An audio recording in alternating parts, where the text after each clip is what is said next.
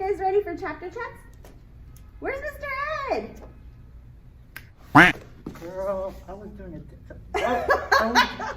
Are we on now? Yes, it's time for chapter chat. Chapter 3, right? We're chapter 3. Okay. What street are we on though? Bastion Street. And the chapter is called Skitter. Skitter. All right, let's see what kids we meet this week. The last bunch was pretty funny. I really like the last bunch. The Lopez so far have probably been my favorite. But you know, we still have a few more chapters left. What about you, Mr. Ed? I'm looking forward to meeting some more new friends. Some new friends. Okay, well let's find out about Pia Foster. Yeah. Maybe if Pia Foster had known yesterday when the bell rang and she ran to her locker, grabbed her skateboard, and started kicking down the hall of Latimer Middle School, the wheels rolling and scratching over the floor, sounding like the chaka-chaka-chaka of a small train, that the journey home would be different. She wouldn't have been in such a hurry. Maybe she wouldn't have ignored her classmates moving out of the way, sucking their teeth, all annoyed by her decision to dart through the crowd, as if she was riding on an arrow no one wanted to be struck by, shot from a get-out-of-school bow no one could see. Maybe she would have excused herself, apologized for almost clipping ankles or running over toes. Maybe she would have walked, for once. Maybe even stayed after and talked to Fawn Sands, the only other skater she knew. The only other skater who was a girl. The only other skater she respected. Maybe Pia would have tightened wheels with her, talked about deck art, stickers, sneakers, maybe practiced tricks in the parking lot after all the buses were gone, heel flips, kick flips, maybe watch videos on their phone, videos of Santi hitting ollies in a dress and pumps. Maybe Pia would have even told Dawn about her, about Santi, about what happened to her. Fawn would have listened. Might have not said nothing because Fawn don't talk much either, but she would have listened for sure, heard her. Maybe Pia would have done all of this, or maybe not. Maybe she wasn't so soft-spoken, but she was, and the skateboard, like so many skaters, was her voice at its loudest saying, "Get out of the way!" Or pay. She mentioned her board Skitter, and she called it she. Maybe if Stevie Munson had known yesterday the skateboard's name was Skitter, he would have said something. Maybe if he had known Pia's name was Pia, if he had known she had a big sister named Santi, maybe if he'd just known those things, he would have done something different, something at all. The bell rang at Brookshire's Boys Academy, and an ocean of testosterones crashed into the hallway, green ties swinging like polyester tails coming from their throats, matching pants and blazers, white dress shirts with soggy collars from all the neck sweat and faded red splotches on their chests from the ketchup that missed their mouths. But Stevie's shirt was stained from lots of other things: food, sweat, magic marker, Marcus Bradford was a box-faced baseball player who wrote stuff on the back of Stevie's shirt almost every day. Stevie was a sweater, so he always took his blazer off in class to avoid becoming a washcloth. Something to read now. But the Oxford button-downs he wore underneath the blazer were all 2 sizes too big because his mom couldn't afford to buy new ones every year. School was already expensive enough, so the uniform he'd have to grow into. Everything will fit eventually, His mother would say, but the fabric was always so blousy and pulled away from Steve's body in a way that made it impossible to feel Marcus' pens and markers gliding across the cotton. So Marcus used Stevie's shirts like locker room walls for jagged graffiti and curse words. And maybe if Pia had known his name, Stevie, maybe if she had shaken his hand and said, "My name is," and he'd say, "My name is," she could have read his face, read his fear. Maybe he could have read hers, or maybe not. Either way, Pia would have taken her house key from around her neck and clutched it with the teeth jutting between her fingers. Bruh. This knife, just in case. Okay, Pia. Maybe Stevie wouldn't have been there at all yesterday with Marcus and the boys if he hadn't tried to figure out a way to tell them if he hadn't tried to figure out a way to get them to leave him and his shirt alone. Telling wasn't an option. Snitches get stitches, and sometimes ditches. That's what Marcus said the other day when Stevie found out Marcus had drawn a green penis on the back of his shirt. Greenest written underneath. Maybe Stevie wouldn't have even been there with them if his mother hadn't asked him what he was doing with all that bleach. Why was he using so much of it? Not that I'm not glad you're washing your own clothes, but detergent and bleach ain't free. She'd say. And what Stevie couldn't say was, I'm sorry, but there's a boy in my school drawing on my clothes, because then his mother would say, I don't send you to private school for boys to draw private parts on your private uniform that you still have to grow into, and do I need to call the principal? And Stevie didn't want to hear none of that. Stitches, remember? Maybe even ditches. Besides, Mr. Brock, the principal, already knew. He'd seen the pictures and the words, and all he ever said was, boys will be boys. But whether Stevie told his mother about Marcus or not, yesterday Pia would have taken that way home. She still would have kicked down the hall, dashed through the crowds on her skateboard, ignoring all the teeth smacking and slick talk, and Miss Walkley's yelling, no skating allowed! Feeling that freedom she was used to. The kind of freedom that comes from feet not touching the ground. Coasting through the school door, weaving and winding across the pavement, riding the asphalt wave, avoiding the bus waiters and the pickup parents, the orange sashes of safety patrols, and the sound of a whistle blown by the crossing guard. A whistle Pia never listened to because skating meant freedom.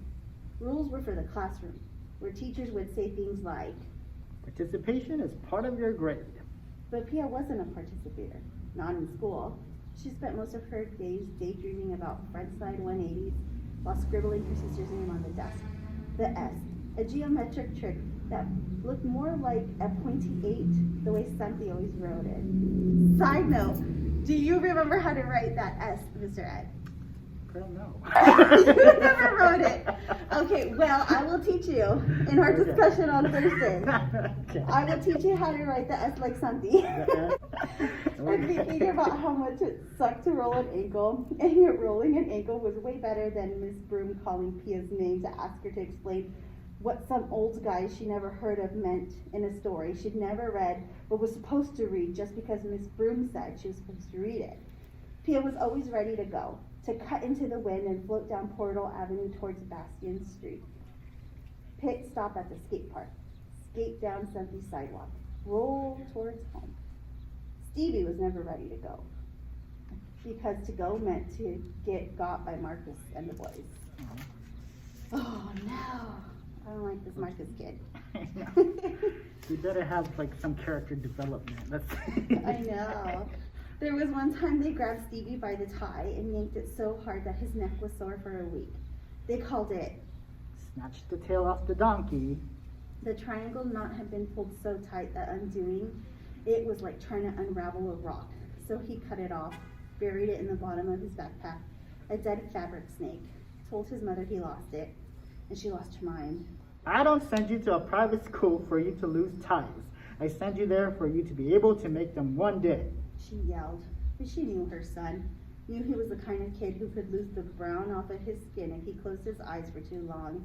Another time when Stevie wasn't paying attention, Marcus and the boys ran up on him and threw a cup of water all over the front of his pants. Then they cupped their hands around their mouths and announced to as much of the world as possible that Stevie had pissed himself. And even though Stevie said he hadn't, pleaded it like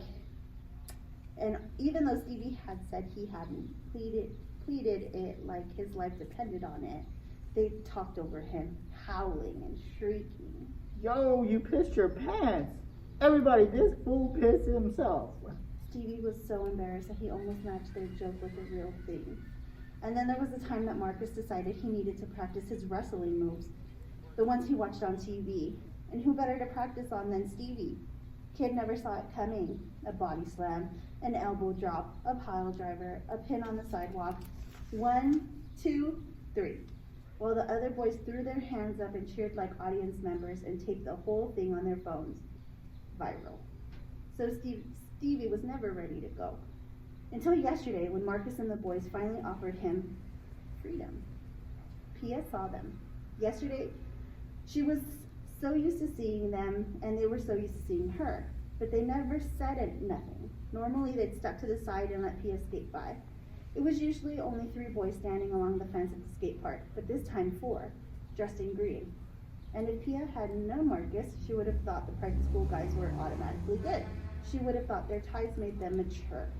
But she would have thought they lived perfect lives in perfect neighborhoods, in perfect houses with clean windows and green grass. Grass even greener than their jackets. Houses that smelled like coffee in the morning and popcorn at night. But she knew Marcus. Marcus's mother owned the salon Pia went to whenever her mom made her get her hair done, which was mainly for the holidays when they would have to go to her grandmother's for dinner. And her mother had learned a long time ago that the only way to get Pia to go to the salon without kicking was to let her take her skitter, the skateboard, with her. Let her kick that around the parking lot until it was her turn in the chair so Pia wouldn't have to sit for hours flipping through old magazines filled with fancy advertisements of stick figure models with bodies pretzeled up, printed on paper that smelled like perfume, that smelled like the perfume that Santi wore. When she was smaller, Pia would sniff the pages, and once the salon was really backed up, she sniffed and sniffed until the strange mixture of blue ink and flowers made her nauseous. She puked all over the salon floor. That was when her mother had finally given in and allowed her to bring the board with her. At first, whenever Pia skated back and forth across the parking lot outside the salon, Marcus, who was always pouting while he swept up the hair inside the salon, would come out with her. One time, he asked if he could ride Skitter. Pia kicked the board over to him. Marcus put one foot on the deck and steadied himself, and as soon as he lifted the other foot, the board flew out from under him. He caught air before slamming to the ground, only to find that his pants had split up the middle and his superhero briefs were on blast. Okay, first of all, can I just note that would be me? But Pia didn't laugh. Instead, she tried to help him, but he couldn't take her hand, cover his butt, and wipe his eyes at the same time. Bruh. He never came outside with her again except for one day, years later. And on that day, he didn't speak to her or ask her to ride the skateboard. He just sat on the curb and watched her, but pretended he wasn't watching as Pia kicked harder than usual, sailing over the asphalt, grinding her board against the curb, scraping it like she hated it, almost violently, attempting tricks she knew she couldn't do, rocketing to the ground over and over again, then getting back up, getting back on, ignoring Marcus' fake chuckle. She could never forget that day. It was the day she was getting her hair done for her sister's funeral. A jacked up French roll with what felt like 200 bobby pins that started itching as soon as she left the chair. Pia felt that same itch when she saw Marcus and the boys yesterday, when she saw the knots at their throat and felt a knot in hers, because she knew Marcus. She knew where his mother's black eyes were coming from, where her swollen jaw and forehead lumps were coming from, because the same day Pia sat under the dryer 2 years back after her wash and before the French roll was put in, she heard her mother ask Marcus' mom when she was going to leave Marcus's father. With the dryer whirring in Pia's ears, it sounded like the two women were whispering in a tornado, but Pia could still hear them through the storm. I ain't trying to get in your business, Lydia. I swear. And if you tell me to mind my own, I will. I mean, with Santi's death and this one here, I got more than enough to mind. But I can't sit here and pretend like I don't see what I see. And I'm definitely not about to act like I don't care about you, Lydia. You and Marcus. So I gotta ask you before this man kills you, when you're gonna leave. When Davy realized yesterday that the girl skating down the street was going to be a target, and that target would be the ticket to him being left alone by Marcus and the boys, accepted as one of them, he got nervous, nauseous. What are we doing? He choked on his words. Just playing a game. Marcus said, grabbing Stevie's shoulder like a baseball to be fastball at Pia. But Stevie had a curveball in mind. Told Marcus he wouldn't do anything to her. I don't want you to do nothing to her. Marcus scowled. Just take her skateboard, that's all. The boys lined up, became a wall on the sidewalk, and Pia thought about hopping the curb to go around them. But she knew better than to skate into oncoming traffic. She'd cut it close before. Too scary. So Pia reluctantly put her foot down, dragged her sneaker along the concrete to slow down, then stomped the back of the skateboard, flipping it up in her hand. Excuse me. She said politely to Marcus. Excuse you. He said that, puffing his chest. Pia never looked down. Looked each boy in the face. Each one of them looked back except for one, the new boy, Stevie. Looked everywhere else. To the left, to the right, up and down, anywhere but at her. Let me borrow your board? Marcus said. Just for a second. My man been working on a trick and he wanted to show us. Marcus nudged Stevie. You don't look like you skate. Pia said, sizing him up. I bet he skate better than you. Marcus stepped towards her, yanking Stevie with him. Stevie looked like he was 2 seconds from vomiting the bones out of his body, leaving him as nothing but a skin suit lying on the sidewalk. Pia could smell Stevie, a punchy musk, stronger than the perfume in the magazines. He was sweating through his blazer, and before he could answer, Marcus reached for Skitter, grabbed the board, and yanked it. But Pia wouldn't release it, and after back and forth, Pia gripping the board with both hands, Marcus tried a different approach. He let go, and Pia stumbled back but didn't fall, balanced. But Marcus was there to do gravity's work. He shoved her to the ground. The skateboard flew from her hands and skidded into the street, where a car horn, blaring, rolled over it. Oh! The boys howled as the wooden plank split, their stupid excitement splintering Pia's skin. Her voice cracked, broken in half. She got up and ran, mind racing, thinking about Santi. Stevie chased behind her. Pia ran faster, thinking about Santi. How was she pushed off the board by a boy? Stevie stopped running. Pia ran home, thinking about Santi. How the boy was just mad Santi was a better skater than he was. Pushed her into the traffic, thinking about himself.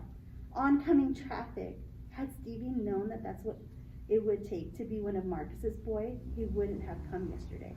Or maybe he would have. But maybe he would have said something. Would have stopped Marcus. Why didn't he say anything? Why didn't he stop it? That's what he asked himself as he walked back down the sidewalk. That's what he asked himself when he tipped into the street, his hands up timidly as traffic slowed for him, and picked up the cracked halves of the skateboard.